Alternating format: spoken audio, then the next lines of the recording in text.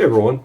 So today we are going to be doing a review on the Vertx Course of Fire gloves.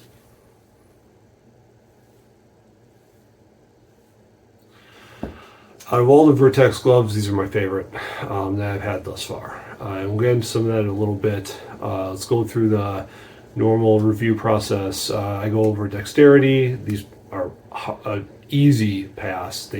There's no fails on the entire review on this one. So the dexterity passes, the durability passes, then your web space test passes, comfort passes, and the ergonomics passes. So let's go into a little bit of the deeper concepts on this. The sizing right off the bat is spot on. Like I've said in past reviews, I typically wear an XL in tactical next to skin gloves. These are XLs, and they fit. I mean, they fit like a glove, pun kind of intended.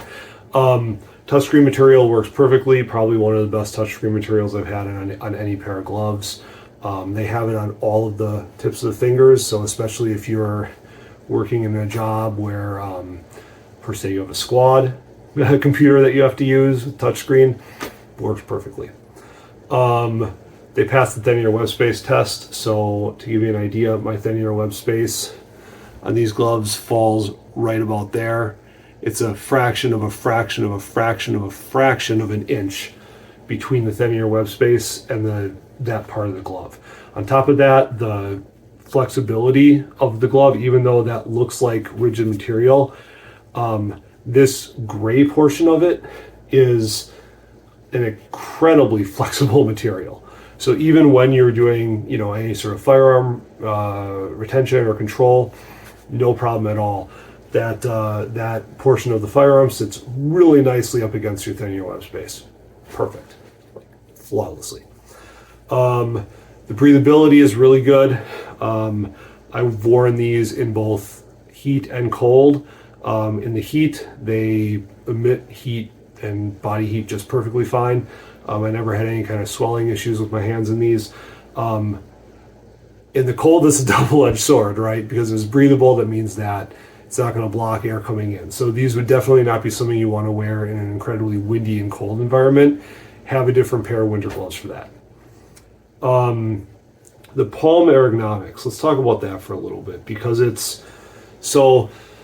like I mentioned, this gray portion of it on both gloves, it's an incredibly flexible material, but it's got a good grip to it as well. So where that sits on a firearm or a light, or anything like that, is going to be just perfect for the grip. The only thing I will say is the fingers, the black leather portions of these, aren't as sticky when they get really wet as I would have liked.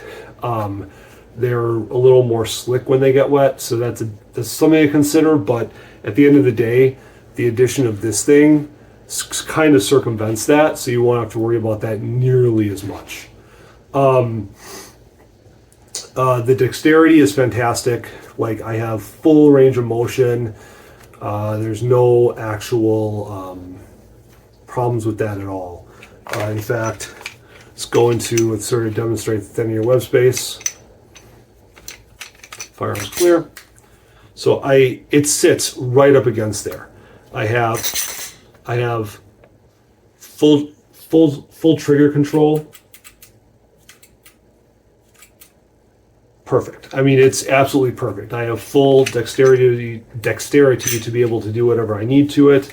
If I have to, it's just absolutely fantastic on that end. And unlike Vertex's other gloves that I reviewed, it's almost a completely next to skin and smooth, even with the seam there, right where your thumb would be going for the actual. That's concerning. Right where your thumb would actually be going on there. Of course, maybe I'll just edit that part out. So that's really unfortunate. But yeah, so where the thumb goes, right? And then we've got, so if I slide it back, Real easy, no problem, right? So, yeah, that's just a absolutely fantastic portion of it. I'm gonna put this guy away now. The materials, even though I can't identify what this gray material is, it is really like, I mean, I put these things through the durability ringer, and the only thing that's happened so far, again, I'm dominantly right-handed, but you can see how there's a little bit of fray on that middle finger, right? And even then, it's not actually, I had my pair of assaulters, the first generation assaulters from Vertx, were predominantly this sort of material, and they fell apart a lot better. So even their stitching quality seems to have gotten better. The other thing I wanted to point out, and I really like these gloves, especially from a shooting standpoint. Let's bring this guy out again. So on the middle fingers, you've got this wraparound of pretty beefy leather. And it's situated in a way that it doesn't interfere with your pip joint or any of those, like your pip joint, your mip joint, or any of those, or your dip joint, which is the very tip one, a very top one. So like, I mean, like comfort and all that has a really, really good feel to it. It doesn't interfere, it doesn't rub, it doesn't press in there or anything. Even, if your hands swell a little bit or whatever, it doesn't matter. But this, from a shooter standpoint, that little piece of extra cover is amazing, because if you're shooting for any long period of time, right, that is a horribly painful area. So the fact that they added that right there to give that extra padding and that extra friction and sort of impact resistance is absolutely genius to me. Like when I used to do have to do my annual qualifications, that finger, this was before I really started using gloves, that finger would have Band-Aids wrapped around it for the entire day of range time. It was horrible. Like, it hurt for a week afterwards sometimes, it would blister up and all that. And that simple little design choice is absolutely genius. I mean, absolutely genius. I forgot to mention this on my other review, or my review of the other Vertx gloves, but all Vertx gloves, this is my one downside about this, have this just god-awful set of huge tags. And I don't understand why they do that. You really don't need, you don't need what the material is made of in 20 different languages on just one of the sides of tags. Like, it's just absolutely absurd. I haven't cut it off because I'm lazy, but yeah, that's my one complaint about these gloves, and all Vertx gloves have this, every one pair I've ever had.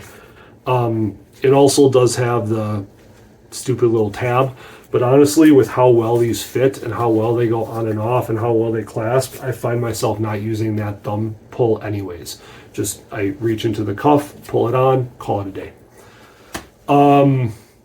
Aside from that, I don't have anything else about these gloves. I mean, I would encourage you all to read my written reviews. I go into much deeper detail in my written reviews.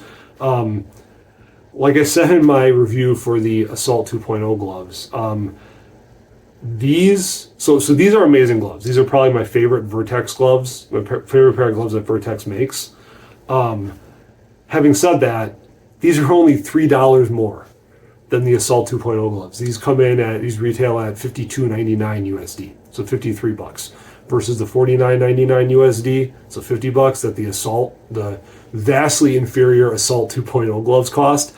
These are amazing. I mean, if you are set on a pair of Vertx gloves, to be fair, just to be transparent, Vertx is not my favorite pair, my favorite glove manufacturer.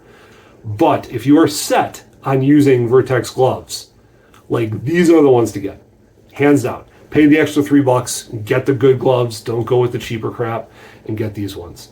Anyways, check out my written review. Like I said, I go into more technical detail, especially around how some of the, biomechanics of these gloves are. And I'll see you on the next one.